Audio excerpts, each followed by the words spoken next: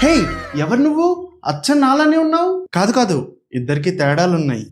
ఏంటి తేడాలున్నాయా? నువ్వు మామూలు తెలుగు పదం, నేను అరసున్నతో కూడిన తెలుగు పదం. అసలు నన్ను ఎలా పలుకుతారండి? ఆహాహా, ఇప్పుడు వద్దు కానీ వీడియోలో సరిపోదు.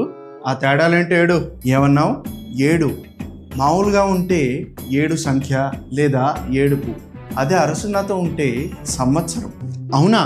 మరి ఏనాడు నాకెవరు చెప్పలేదే. నాడు మామూలుగా ఉంటే దేశం ప్రాంతం గురించి చెప్పడానికి, అంటే తమిళనాడు ఇట్లాగనమాట. అదే అరసున్నతో ఉంటే కాలం గురించి చెప్పడానికి, ఈనాడు మరునాడు లాగా. అసలు నువ్వు చెప్పేవన్నీ నిజాన్ని ఎట్లా నమ్మాలి? ఆగాగు, పక్కనే పేటలో మా తెలుగు మాస్టర్ ఉన్నారు, ఆయనకు ఫోన్ చేసి కనుక్కుంటా. పేట మామూలుగా ఉంటే ఒక హారంలో వరుస గురించి చెప్పడానికి వాడతారు.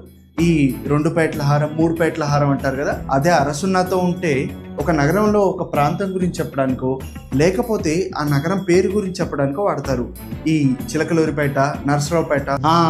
నిజమే చెప్తున్నా అలా ఉంది, కానీ ఆ మాస్టర్ కూడా ఫోన్ ఎత్తట్లేదు. ఇప్పుడు పేట దాకా వెళ్ళి కలిసి రావాలి అంటే దాకా అరసున్న లేకపోతే ఒక పాత్ర గురించి లేదా కుండ గురించి చెప్పడానికి వాడతారు.